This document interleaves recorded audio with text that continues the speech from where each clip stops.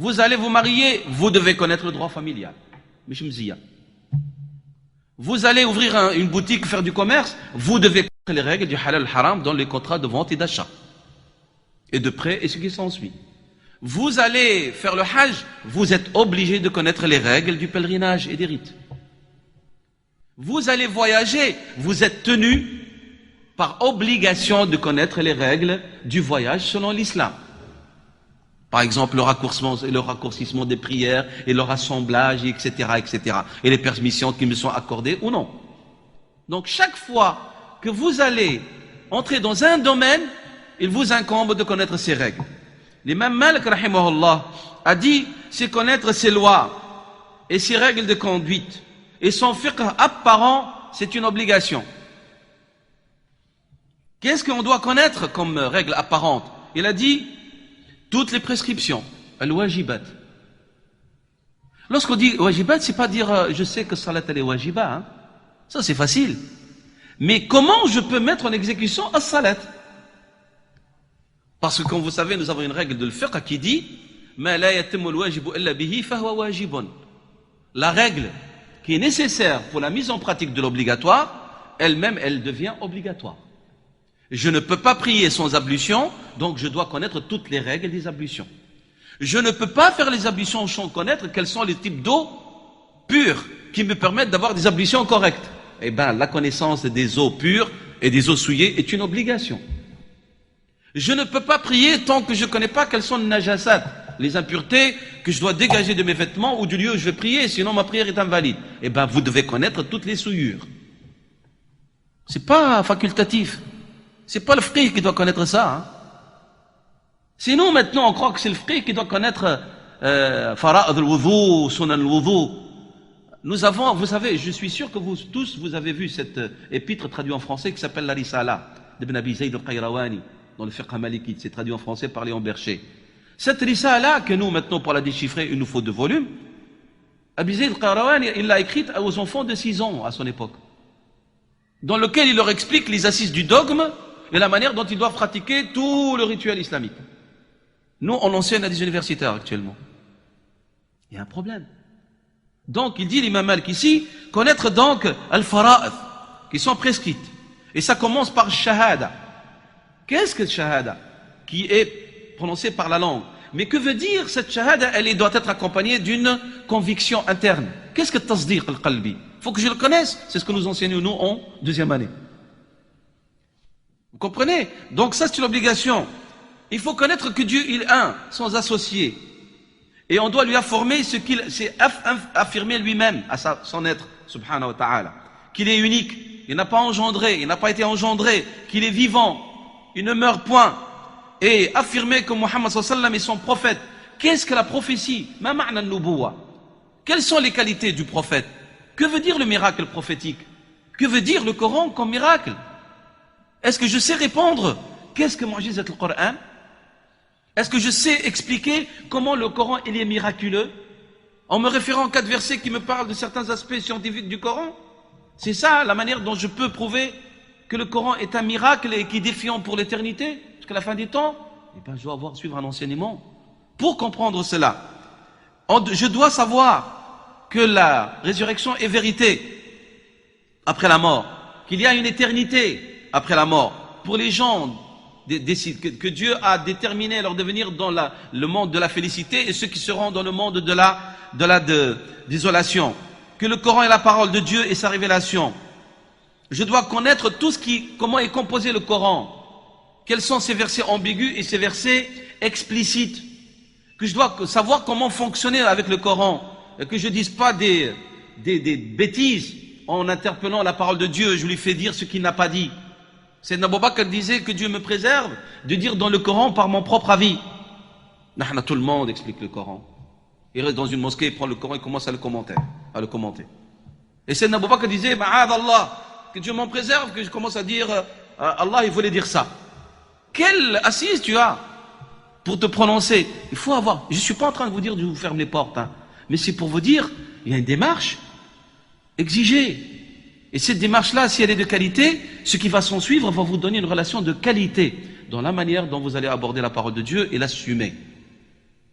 C'est pour ça que lorsqu'on lit, nous, la biographie des prédécesseurs pieux, on reste ébahi devant leur cheminement. Comment est-ce qu'ils peuvent arriver à fonctionner comme ça avec la parole de Dieu? Comment Sayyidina Omar, radiallahu anhu, lorsqu'il entend un verset, il commence à trembler, on dirait une plume dans le vent. Comment Sayyidina Abdullah Mas'ud, lorsqu'il dit Qala Rasulallah sallallahu alayhi wa sallam, les gens ils entendaient le bruit de ses genoux, tellement ils tremblaient de respect envers la parole du prophète sallallahu alayhi wa sallam. Comment est-ce que je peux comprendre que Sayyidina Omar, à force de lire le Coran, les pleurs, ils ont laissé 2 traces sur son visage, 2 traces noires? Comment est-ce que je peux comprendre que Sayyidina Zubayr ibn al-Awwam, qui est tombé malade, et il a attrapé la gangrène, on lui a dit, on doit t'amputer. Il a dit, attendez, je fais mes ablutions et j'entre dans une relation privilégiée avec Dieu par mes prières. Lorsque vous me voyez en prosternation, coupez ma jambe. Et ils lui ont coupé la jambe, il ne s'est même pas aperçu. Est-ce que ce sont des gens extraordinaires, c'est des extraterrestres? Ou est-ce que ce sont des gens comme vous et moi? Ce sont des gens comme vous et moi. Mais la différence, c'est que eux, ils ont entretenu une relation privilégiée via le savoir. Et je vous assure, plus vous avancez, plus vous sentez votre petitesse, vos manquements, votre peur, même si vous déconnez, même si vous vous éloignez, même si vous faites des erreurs, vous sentez là comme une montagne qui vous poursuit toute votre vie. Parce que vous avez eu le savoir. Mais lorsque vous n'avez pas le savoir, comme a dit Sayyidina Abdullah ibn Mas'ud, il a dit la différence entre vous et nous, c'est lorsque l'un d'entre nous, il commettait un petit péché mineur de rien du tout. Il le voyait comme une montagne qui risque de s'effondrer sur lui. Et vous, lorsque vous commettez un péché majeur, eh ben, c'est comme une mouche qui est venue sur le nez de l'un d'entre vous et il l'a fait avec la main comme ça. C'est rien. Et c'est ça la différence entre eux et nous. Parce qu'ils étaient toute leur vie en quête du savoir. Et ça, c'est quelque chose d'important. Donc, il continue l'imam Malik, rahimahullah, il a dit, on doit connaître les règles des 5 prières et tout ce qui va avec au niveau de sa mise en pratique. Et le jeûne et ses règles. Qu'est-ce qui annule son jeûne? Qu'est-ce qu'il est nécessaire pour le parfaire? Si c'est quelqu'un qui est aisé, quelles sont les règles qui lui incombent au niveau de la zakat? Quand doit-il donner? Comment? En quoi doit-il donner cette zakat? Ce sont des règles dont personne n'est excusé de les ignorer. Il doit savoir que veut dire riba et ses règles et la manière de l'interdire, les pots de vin, le faux témoignage, le fait de disposer injustement des biens d'autrui. Il doit connaître qu'est-ce que ça veut dire l'injustice pour l'éviter. Que veut dire l'usurpation? Que veut dire éviter de ne pas se marier avec les personnes interdites, le maharam, et ainsi de suite.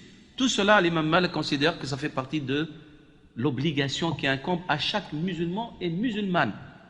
Il a dit ce commentaire, rapporté par Abd al-Barr, rahimahullah, en expliquant qawluhu sallallahu alayhi wa sallam, talabul ilmi faridatun ala kulli muslim. Le prophète sallallahu alayhi wa sallam, pour nous montrer la valeur du savoir, il a dit, tout homme qui se ferait un chemin par lequel il cherche à acquérir un savoir utile, Dieu ne pourra que lui faciliter un chemin vers le paradis. Car celui que l'action retarde, ce n'est point son ascendance qui va le faire élever.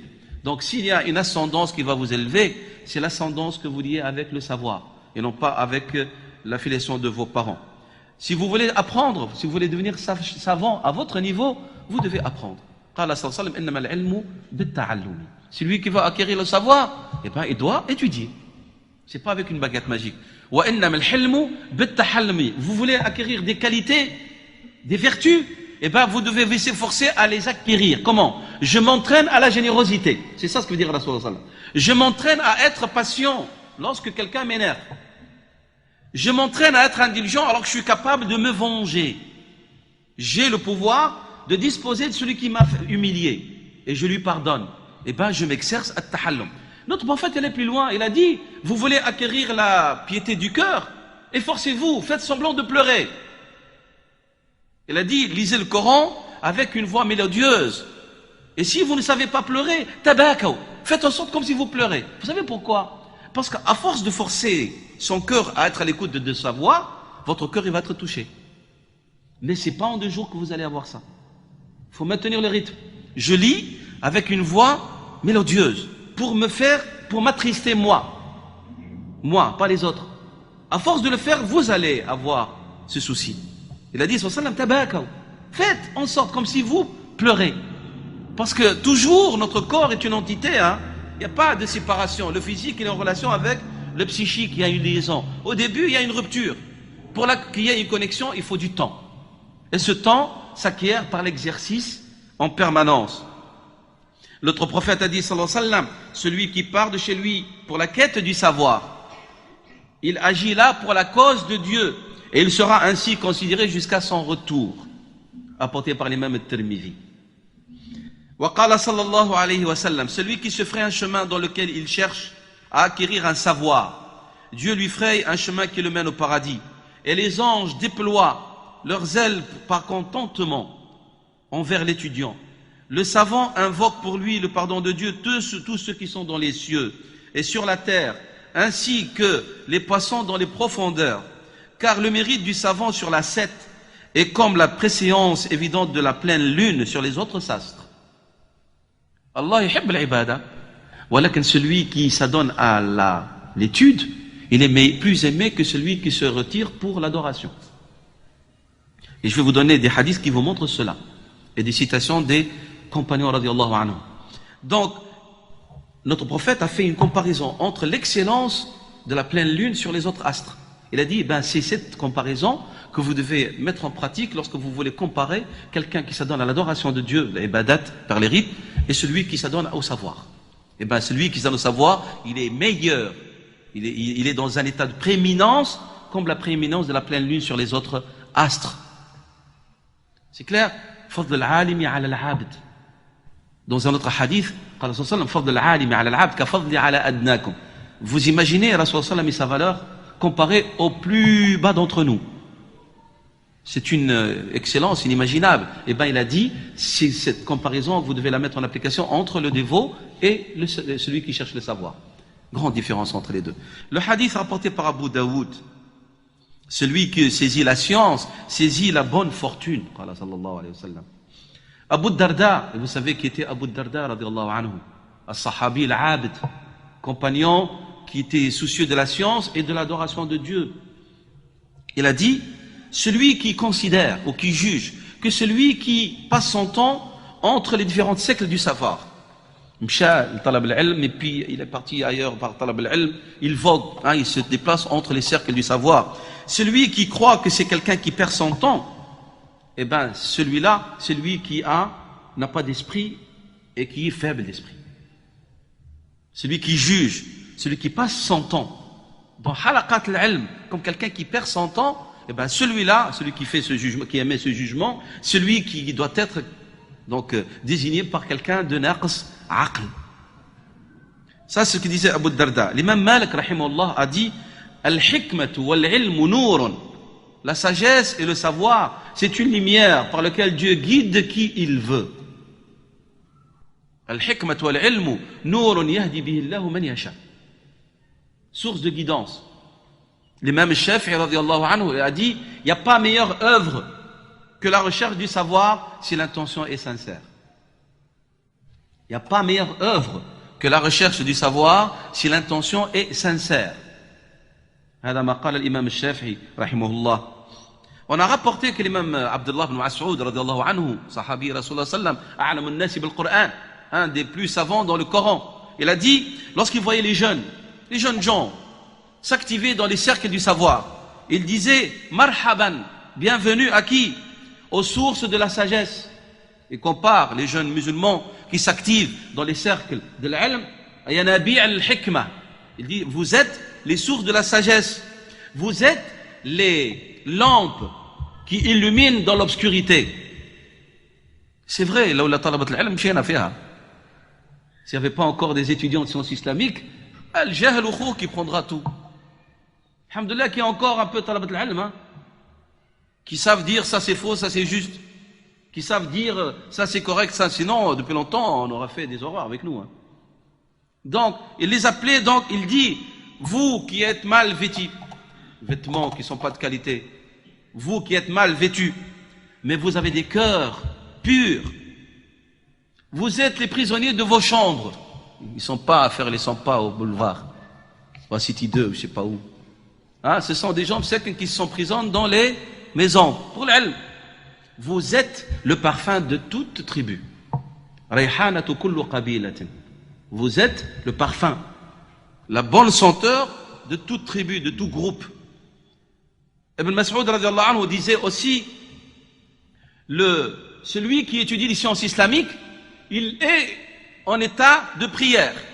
Alors des gens lui ont dit, comment? Il est en train de consulter les livres. قال الإمام مالك وقال الإمام الشافعي وقال un tel. Comment il sait?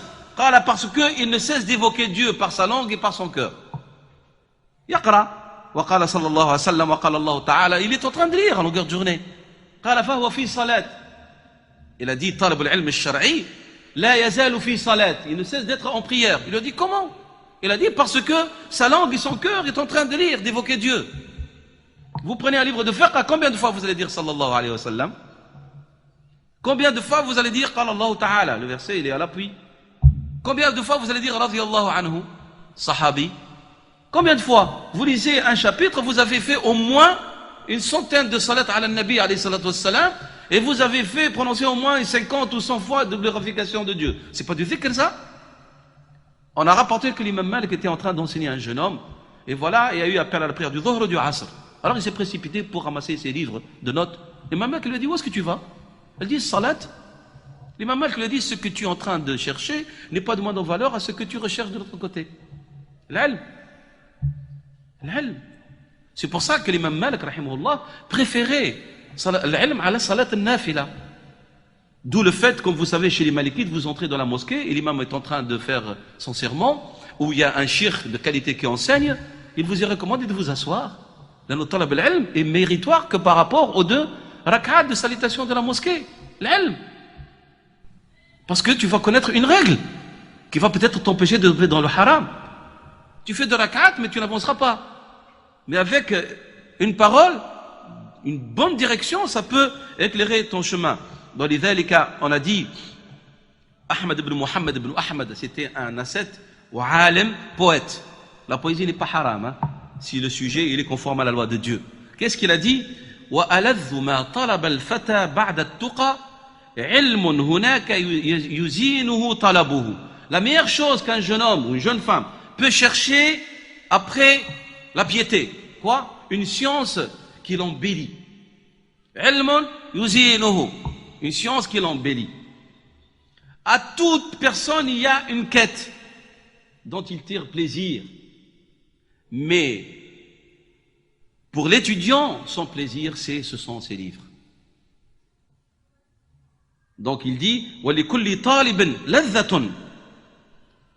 Chacun qui cherche quelque chose, il a un plaisir dans quelque chose. Et ce plaisir, pour lui, c'est comme si vraiment il est dans un lieu de plaisance. Ce sont bien.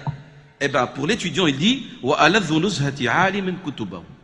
Et pour celui qui cherche le savoir, eh bien, là où ils se sont bien, ce sont ces livres, parce qu'ils lui rappellent Dieu, subhanahu wa ta'ala. فالعلم الشرعي, donc la science religieuse, c'est la meilleure chose qu'un individu peut acquérir. Cette science contribue à ce que l'homme se reconnaisse. Et ce qu'il reconnaisse son Seigneur. Et vous savez, celui qui se connaît le mieux son Seigneur. C'est connu ça. C'est l'imam al-Ghazali qui apporte ça, on rapporte comme c'est un hadith, mais c'est pas un hadith sahih, mais le sens, il est conforme à l'esprit de la loi. Celui qui se connaît le mieux, il connaît mieux son Seigneur. Celui qui connaît sa petitesse, sa dépendance de Dieu, subhanahu wa ta'ala.